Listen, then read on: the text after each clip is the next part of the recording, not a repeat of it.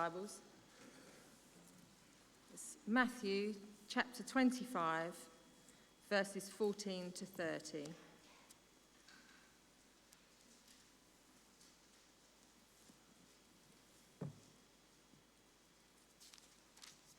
That's page 830, Matthew chapter 25, verses 14 to 30.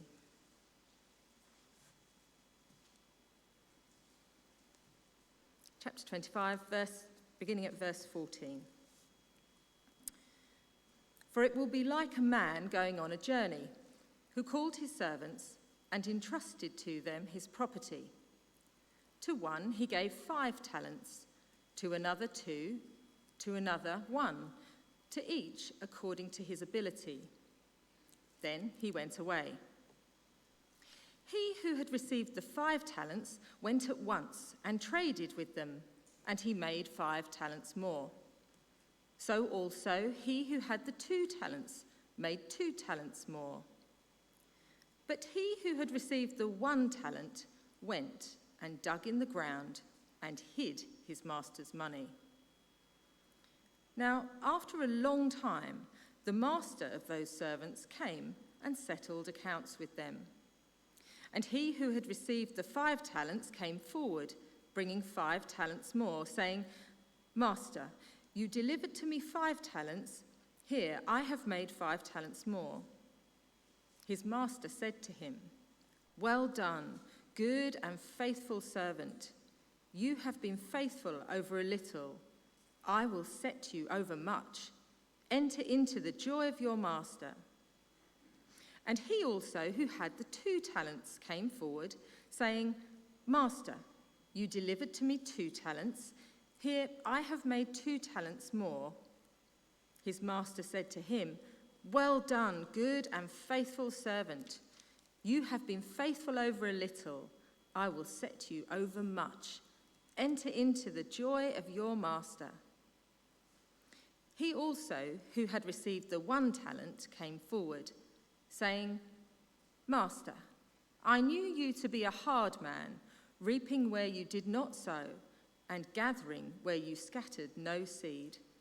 So I was afraid, and I went and hid your talent in the ground. Here you have what is yours. But his master answered him, You wicked and slothful servant. You knew that I reap where I have not sown, and gather where I scattered no seed? Then you ought to have invested my money with the bankers, and at my coming I should have received what was my own with interest. So take the talent from him and give it to him who has the 10 talents. For to everyone who has will more be given, and he will have an abundance. But from the one who has not, even what he has will be taken away. And cast the worthless servant into the outer darkness. In that place there will be weeping and gnashing of teeth. This is the word of the Lord.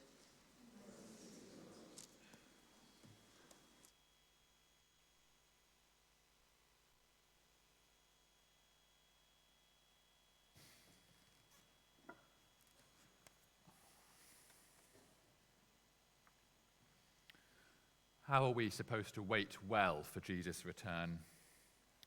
We know he's coming back, but we can't know when. Could be 10 minutes. Don't look too hopeful, in case you interrupt my sermon. Could be 2,000 years.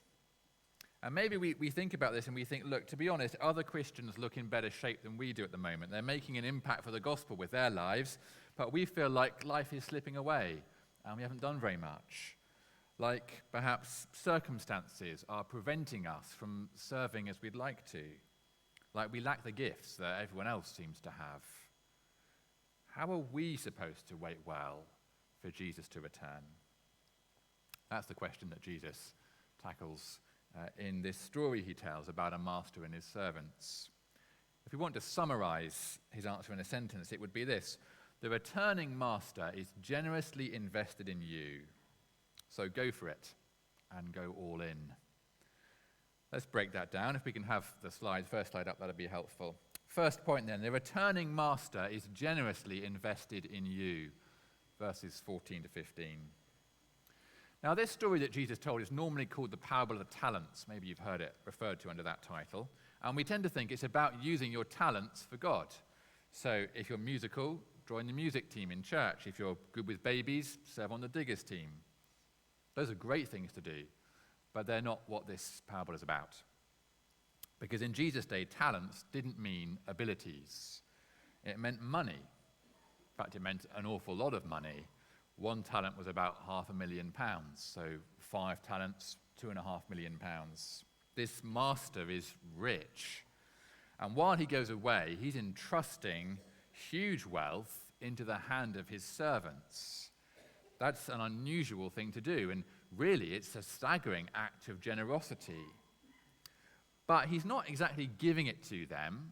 He is investing in them, looking for a return.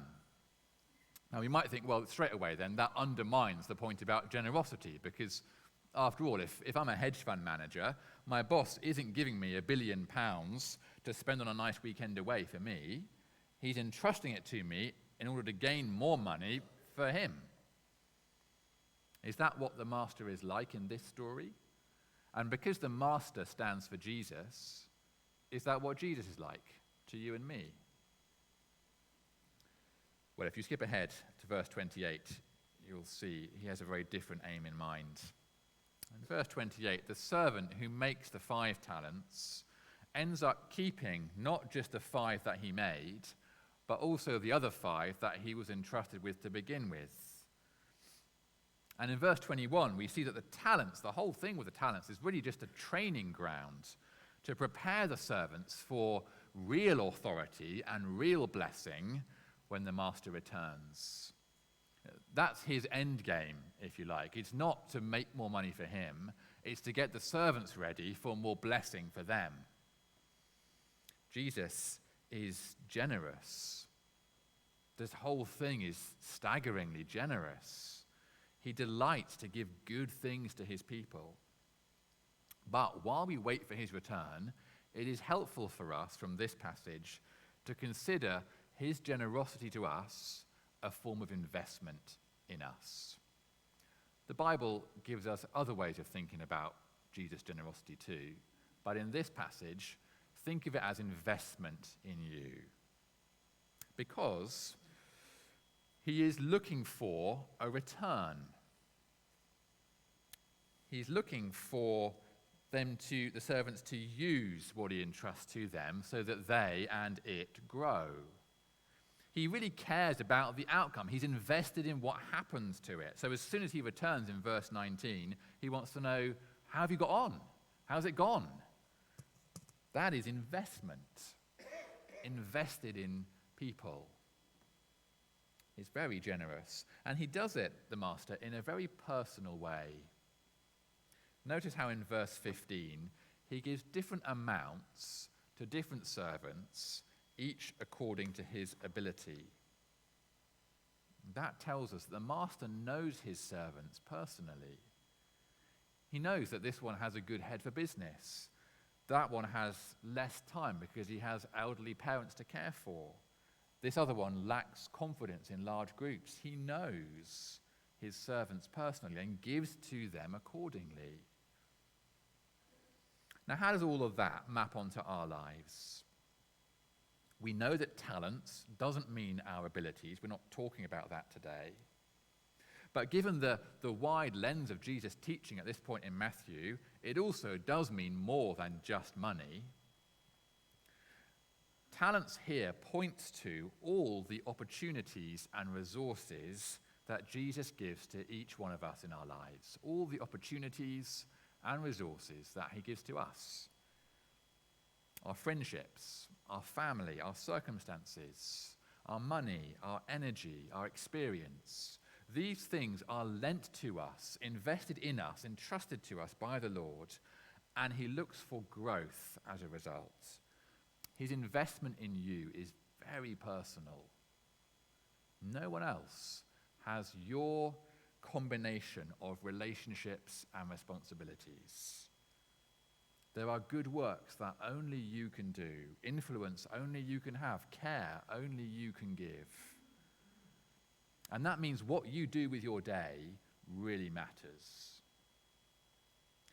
You know, life without reference to God is ultimately pointless. The Bible calls it a chasing after the wind. There is no substance to it, nothing that lasts.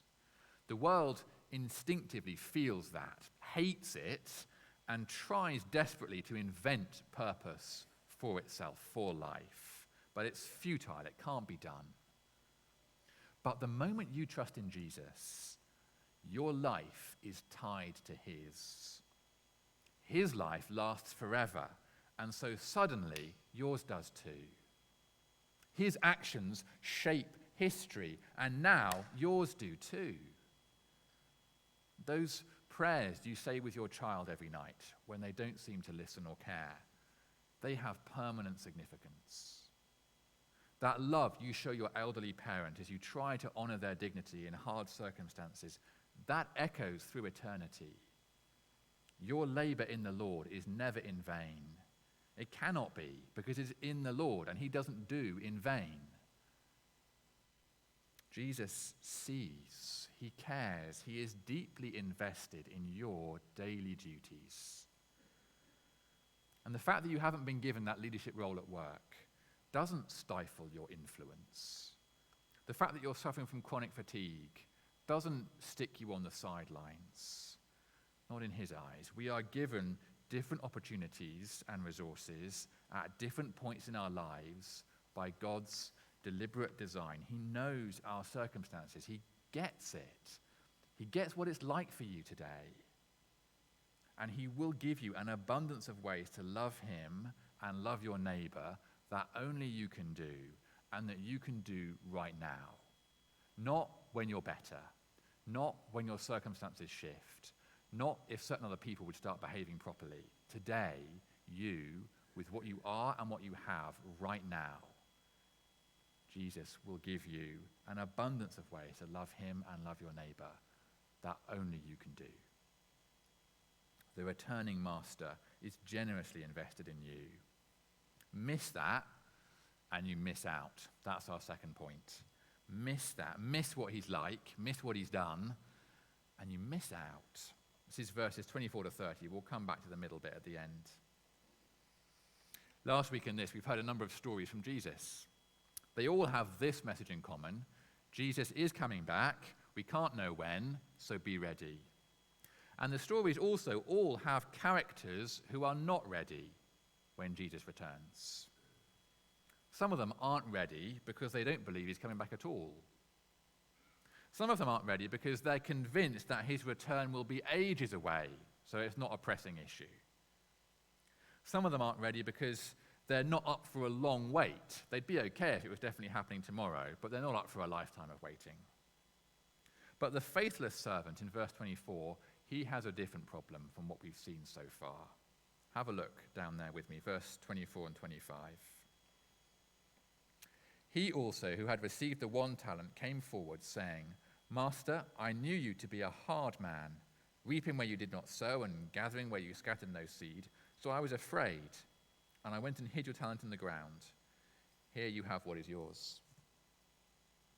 This servant isn't ready for his master's return because he does not know what his master is like. He thinks his master is hard, greedy, and transactional, just interested in getting the max out of his employees. And that makes him afraid. That's what he says. I was afraid. It makes him afraid of his master's return because he thinks this guy is impossible to please. And I'm not like the other servants. I haven't got what they've got. I'll never match up. So there's no point even trying.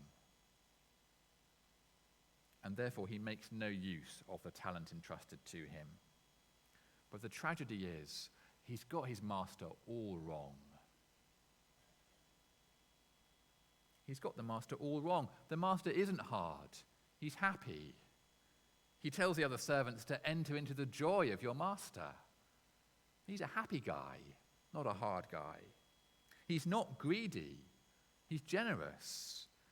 He has scattered seed, loads of it. And that thing the servant says is just not true. In fact, as he says to the master, you reap where you didn't sow, he's literally holding in his hand the stuff that his master sowed.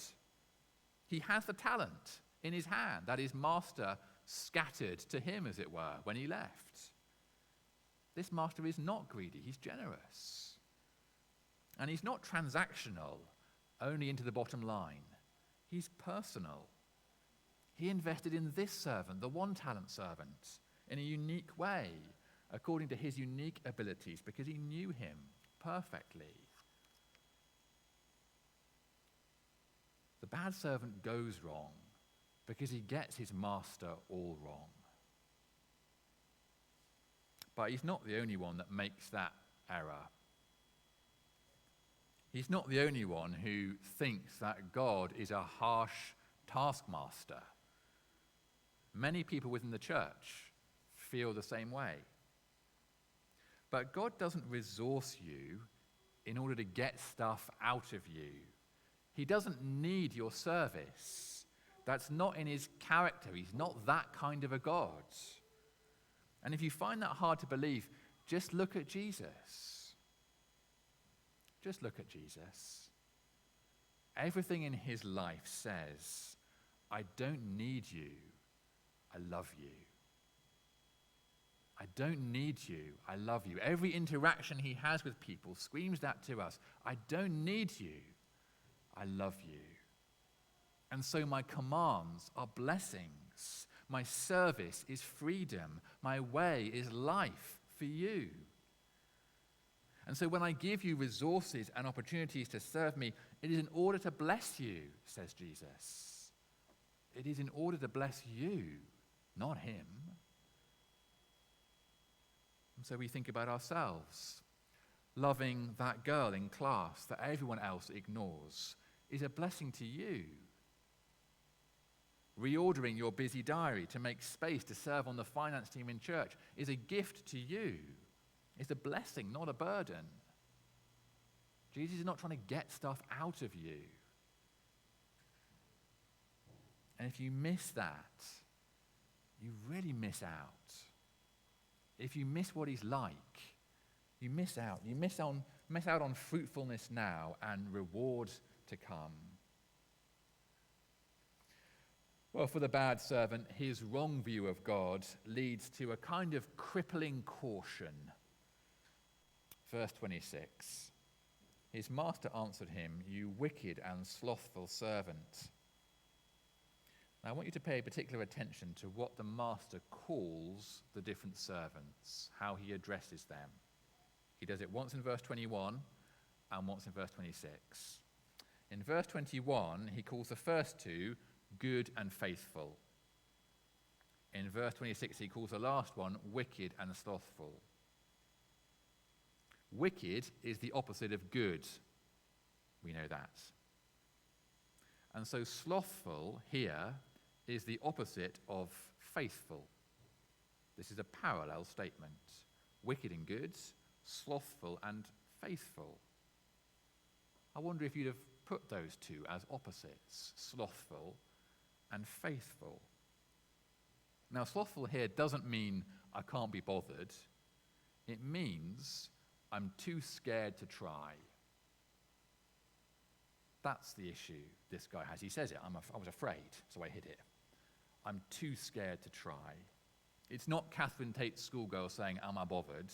It's timid Tim, who thinks God's demands are too high and other Christians are much better, so how can I possibly get involved in following Christ and serving with his people? It's a crippling caution. And Jesus says that crippling caution is faithless, the opposite of faithful. Why would he say that? Because that crippling caution does not spring from faith in the real God. We saw that just now. He's got a wrong view of God. He has no faith in the real master, the generous, investing, happy master who includes us to bless us. He's got zero kind of trust relationship with that God. His response instead springs from missing the real God, the Jesus God, and inventing one of his own. Well, if you miss what he's really like, you miss out. you miss out on real life now and in the age to come, as Jesus makes clear in verse 30. We thought about that this morning already in our catechism. The returning master is generously invested in you. Miss that, and you miss out. So lastly, go for it and go all in. This is verses 16 to 23, the middle chunk. Go for it and go all in. We've seen why the faithless servant gets it wrong. Let's see how the faithful ones get it right. Verse 16 to 17. He who had received the 5 talents went at once and traded with them, and he made 5 talents more. So also he who had the 2 talents made 2 talents more. The guys who get it right do 3 things. 1, they recognize the master has lent them resources to be used for him. If they didn't clock that these talents were given to them by the master for their use, they'd never get off the first stands.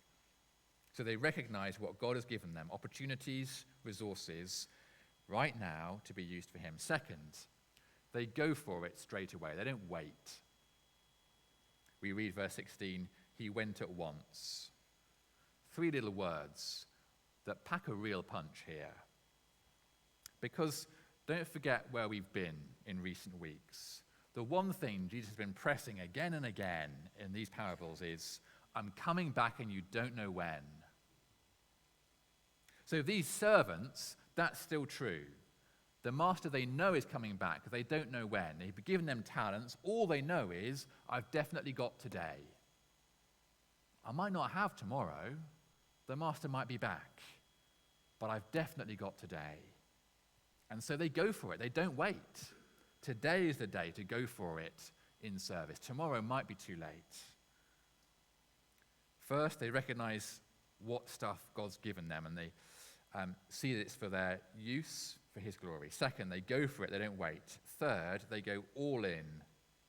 They go all in. The guy with 5 talents does not keep 3 back as a safety net and trade with 2. The 5 talents are all used to make 5 more. Faithful waiting for Jesus to return doesn't hedge bets. It doesn't live half for him and half like the world, trying to balance Christianity with getting ahead in life like everyone else. It says, these are the opportunities and resources God is giving me right now. This is the job I have. These are the children I'm raising. These are the people in my school Christian union. And this is the energy I've got, the experience I've gained, the money I have. Today, all my resources are for Jesus in all the situations he puts me in. That's faithful waiting until Jesus returns. Now, friends, we must be careful here. This is not a call to serve until you burn out. Remember, Jesus gives different stuff to different people because he knows our differences perfectly. He's not asking you to compare yourself with someone else and think, if they're doing all of that, look what I must do. He's not asking you to kill yourself by joining 10 rotas. The guy with 2 talents who makes 2 more receives exactly the same praise, word for word, as the guy with 5 who makes 5 more. This is not a call to serve until you burn out or to compare yourself with other people. But it is a call to recognize what the Lord has lent you and to go for it now and go all in for him. And there's an element of risk about that. Risk, of course, is impossible for God. God is all-powerful and all-knowing, and if you are both of those things, you cannot take a risk. It's not possible. But risk is right for us, from our perspective, as we follow him. Not recklessness, not foolishness, not abandoning the concept of planning, God doesn't secretly prefer entrepreneurs to health and safety managers. But risk is right in the sense that we hold nothing back from serving God, even though we do not know how specific actions we take will work out. How will that friend respond if you invite them to Cypher? You can't know. There's a chance they might be annoyed and the friendship permanently damaged. So wisdom says, go for it with gentleness, and faith says, go for it today. How will you manage leading a small group study when you know that you get nervous speaking in front of others? You can't know how that will turn out. There's a chance it might be really uncomfortable and go pretty badly. So wisdom says, go for it with proper support and preparation. And faith says, if you're asked, go for it this week. One person put it this way: risk is at the heart of discipleship, because Christianity is not a religion concerned only with not doing anything wrong. Some people think it is. They think living the Christian life is just about avoiding bad sins. If that's the case, you don't yet really know the master. He's not a negative kind of guy. True Christianity is far more, far better, far more exciting than that. Jesus could have said what I say to my children if I'm in the middle of making tea and the doorbell goes. I won't be long, just don't touch anything while I'm gone. Jesus could have said that to us. But the Lord treats his children differently. He says, I know you by name. To you, my precious child, I'm entrusting these resources and these unique opportunities. I have given them to no one else in all of history. You have my word, you have my church, you have my spirit. You have today, you might not have tomorrow. Because you have eternal life in me, your life now counts for eternity. So go for it and go all in. And on the last day, you will hear the best words you could have possibly hear. Well done, good and faithful servant. You have been faithful over a little. I will set you over much. Enter into the joy of your master. Amen.